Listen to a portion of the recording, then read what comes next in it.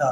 آج ہمارے حکمرانوں کا حال دیکھ لیجیے، آج ہم قرآن سے دور ہوئے تو ہمیں حکمران بھی وہ ملے جنہیں سورہ اخلاص بھی نہیں آتی۔ وہ لوگ خود قرآن والے تھے، انہیں حکمران ایسے ملا کرتے تھے کہ جو 5,000 حدیث زبانی یاد کرنے والے۔ تو قرآن اورنگزیب عالمگیر کو 5,000 حدیث زبانی یاد تھیں۔ اس دور کے اندر ایرانی شہزادے نے ایک شعر کا ایک جملہ کہا، درے اب لک سے کم دیدہ موجود۔ فارسی کا ایک شعر کہہ دیا کہ دبا موتی بڑا نایاب ہوتا ہے، کسی کسی کو دیکھنے کو ملتا ہے۔ دبا موتی جس کے اندر سیاہ سیاہ دبے ہوں۔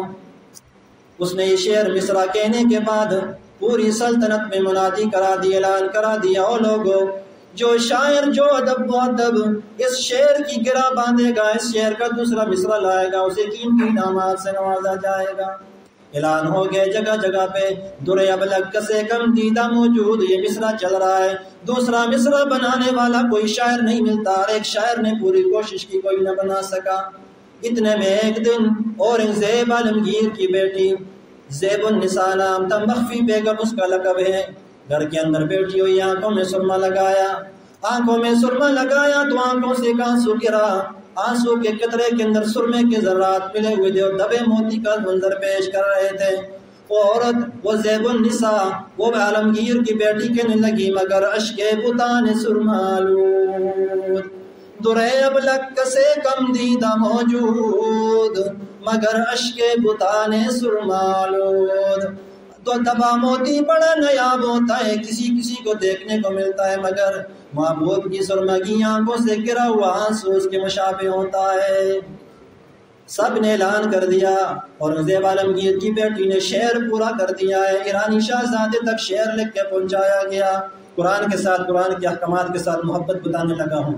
شعر لکھ کر اورنگزیب عالمگیر کی بیٹی کا ایرانی شہزادی کی خدمت میں پیش ہوتا ہے۔ ایرانی شہزادہ شعر پڑھتا ہے، بڑا خوبصورت بنا دیا ہے، میرے شعر پہ تو 4 چاند لگا دیے اس مصرے نے، بلاؤ نہ اس شاعر کو، میری مجلس کے اندر لے کے آؤ، میں اسے قیمتی انعامات دوں گا۔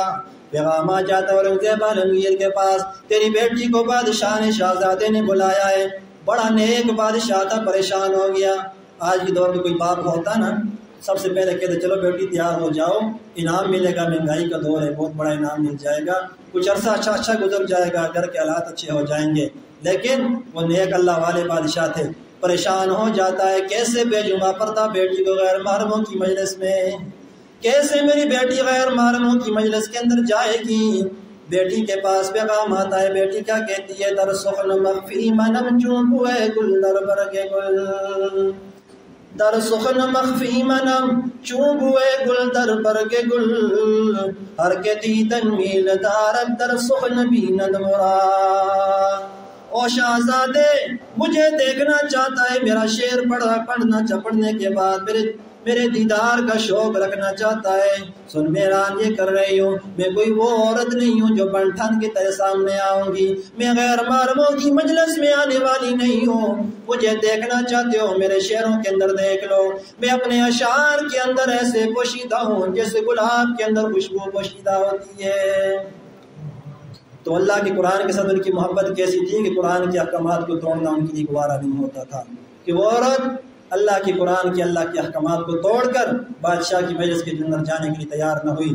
خیر میں عرض یہ کر رہا تھا، قرآن والے، قرآن جو اس مقصد کے لیے آیا ہے، تزکیہ نفس کے لیے آیا ہے، اور تزکیہ نفس آپ کا کہاں سے ہوگا؟ اہل قرآن کی مجلس میں آنے سے ہوگا۔ اہل اللہ کی مجلس میں آؤ گے، قرآن والوں کی مجلس میں آؤ گے، قرآن والوں سے تعلق مضبوط ہوگا، اہل قرآن سے، اہل اللہ سے محبت تعلق مضبوط ہوگا، ان سے محبت ہوگی، ان کی صحبت میں اٹھنا بیٹھنا ہوگا، پھر جا کے تزکیہ نفس ہوگا۔ اندر کو دھونے والے یہ اللہ والے ہوا کرتے ہیں، یہ قرآن پڑھ کے انسان کی قلوب کو دھو دیتے ہیں، یہ اہل قرآن سنا کے لوگوں کے دلوں کو دھو دیتے ہیں۔